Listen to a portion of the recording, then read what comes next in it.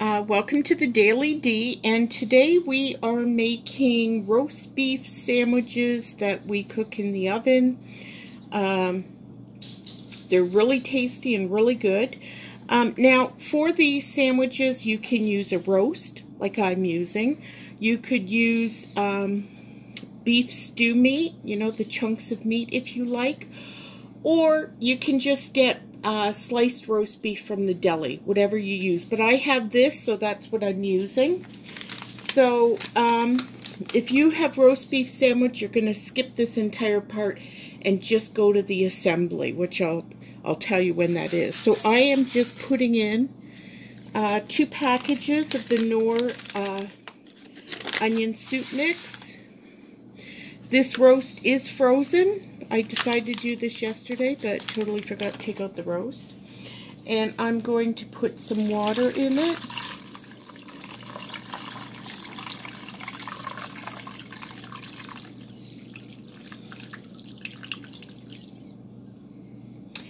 And normally I'd put the cover on. It's too big for it right now. It will shrink down. So all I'm going to do is put a piece of tin foil on it, put the cover on it, and then once it unthaws a bit, it'll fit in, and I'll take the tin foil off and cook it as normal. So I'm just going to put this on and get this going. Okay, the beef is still cooking. It's not quite tender enough, but I'm going to start on my onions. Now, I left them like this so you can see. I just you know, took off the skin, cut them in half, and then sliced them. Now, a lot of people will go through and they'll go like this. You don't have to, because it'll just do it while they're cooking. So the first thing I'm going to do is I'm going to put some oil in here. I might add a little bit more, but you don't want a ton of oil in this, okay? So all you see when you go like that, it's just a way to save time. They'll all fall apart just when you put them in. Years ago, I used to sit there and separate them, and it would take me forever. But now I figured out, well, gee, this is just so much easier.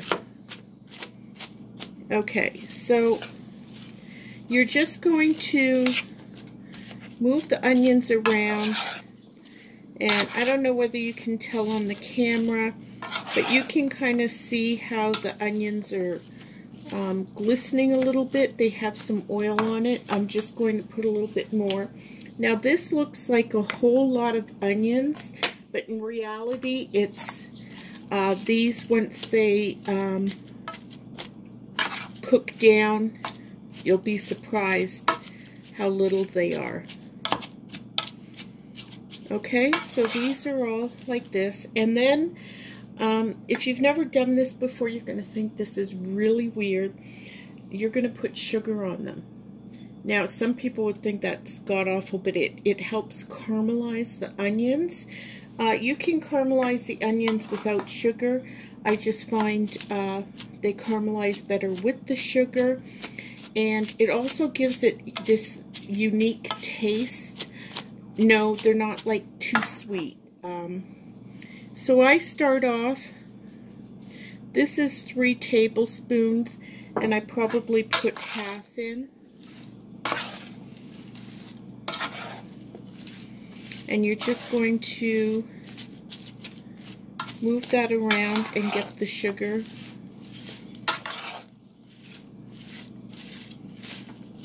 On them. I'm going to put a little bit more on. Yeah, heck, I'll put it all on.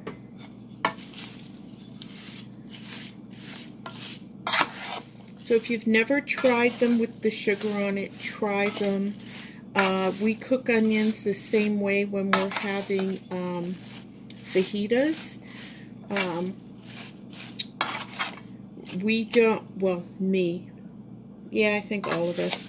We're not much for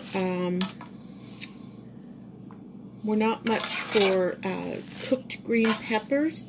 We're more of a raw vegetable family. We absolutely love raw vegetables. So we'll eat a lot of uncooked vegetables, but we don't like cooked vegetables as much. So we don't like green pepper. So instead of doing the peppers and onions for fajitas, I do these kind of onions. Now I'm going to put this on my stove because it's got a bigger burner than the one I usually use here. And it's going to take a while. And we're going to cook this on medium heat. And you're just going to stir these around. As you can see, there's not like a ton of oil in the bottom of this, and that's the way you want it. So we'll see you in a bit. Okay, everything is getting finished now, so I'm going to make some garlic butter. I have about a 1/4 cup or so of butter in a dish. I am going to add some minced garlic in. I'm going to put in some onion powder, probably, I don't know, about a 1/4 teaspoon or so.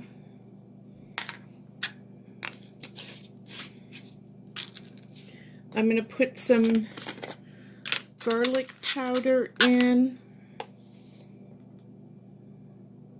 sort of a heaping tablespoon of garlic.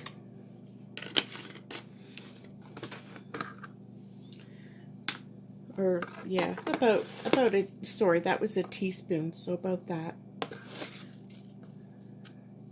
And about 2 teaspoons of parsley. And I'm going to throw this in the microwave until it melts, and we'll be back with the next step. Okay, we've assembled all our ingredients. I have a pan here. I've sprayed the bottom lightly with oil just to make sure nothing sticks. I put in all the bottoms, and right now I'm just going to add some barbecue sauce.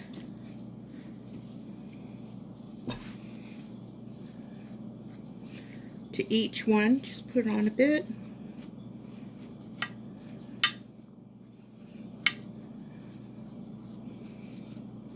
You can put as much barbecue sauce on as you like if you're a big fan of it. And you could try other sauces if you wanted to.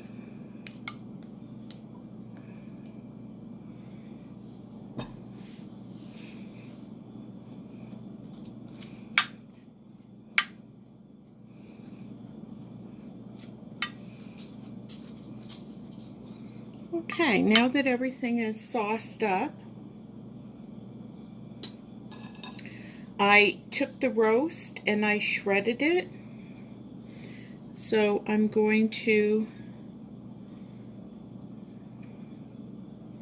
put some on each one. Now, if you're going to do this, whether you have a roast or if you have beef stew meat, and if you are using deli roast beef, sliced roast beef, you're just going to fold it up and put it on each one.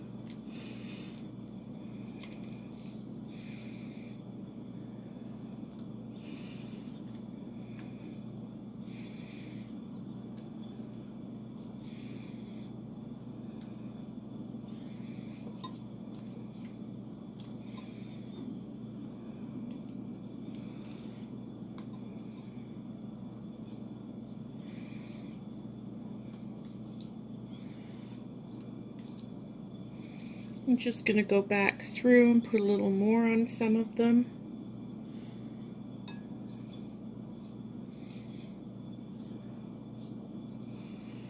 Okay, so now that that's done, these are the onions.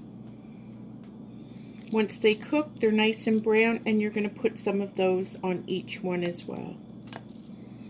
And you can see from that big pan of these I had, this is all I got out of it. So you do need quite a few.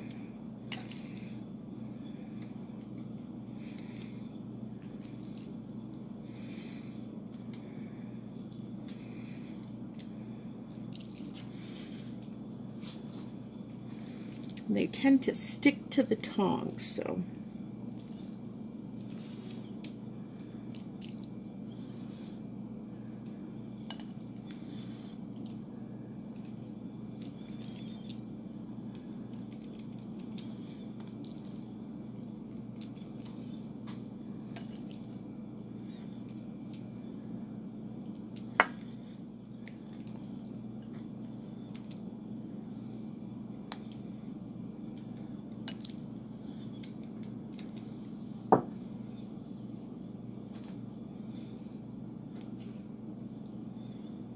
Okay, and then on top of that, I'm using provolone cheese. You can put what kinds you like, but I like provolone because it melts nicely.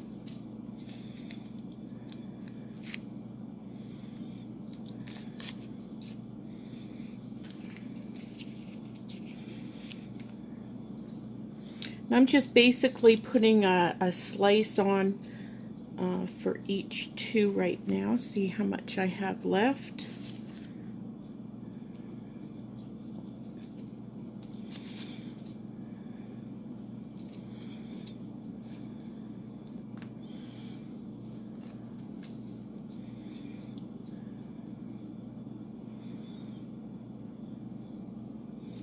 These don't want to come apart. There we go.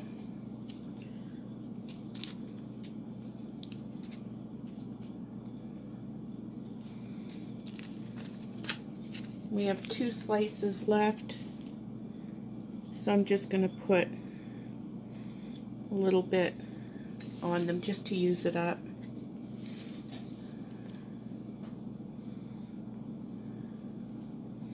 Okay, and on top of that, we're going to put our tops.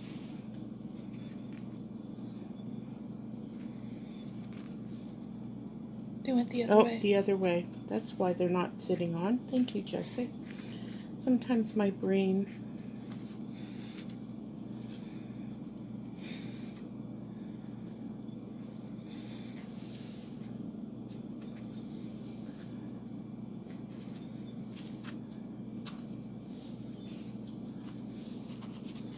Okay, there's all of our tops.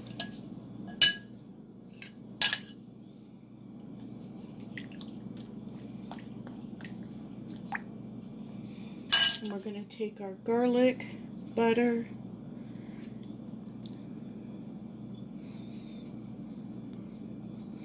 now I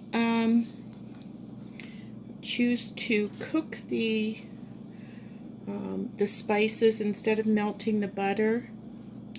I choose to cook the spices with it just because I used the minced garlic in the jar just to give it a little head start on cooking.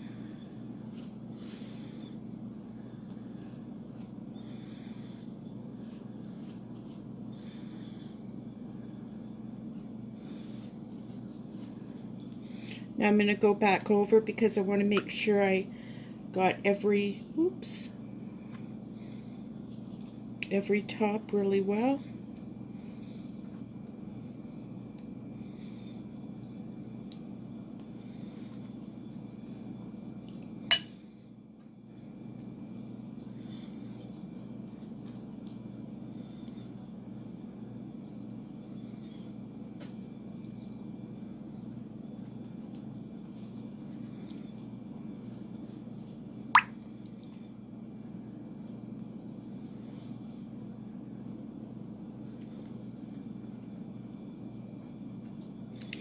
Okay, this is done, and we are going to put this in a 350-degree oven. I'm going to tell you how much time I put it in for when I get back because I don't usually time it. But you're just basically waiting for the tops just to cook up a bit and for the cheese to melt. So it's not very long at all. So we'll see you in a few. So we are back. This was in about 20 minutes or so. I cut them in little things of 2, for the most part.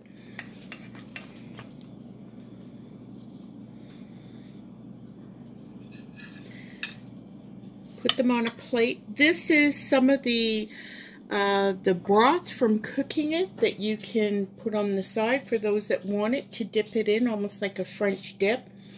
If you're wondering what I did with the leftover gravy and the leftover beef, I have the containers, the freezer containers that have 3 sections in it. I put the beef in 2 different sections. I put gravy on it, and they will go in the freezer. And then the next time we have mashed potatoes or something and there's leftovers, we'll add to it along with some corn, and that'll be like a homemade TV dinner for a night when the kids are gone and I need something to eat or someone wants a late night snack. So I hope you enjoy this. Please, recipes are below in the description. Don't forget to like, comment, and subscribe. Check out our recipes playlist for all of our recipes, and thanks so much for joining us. Much love.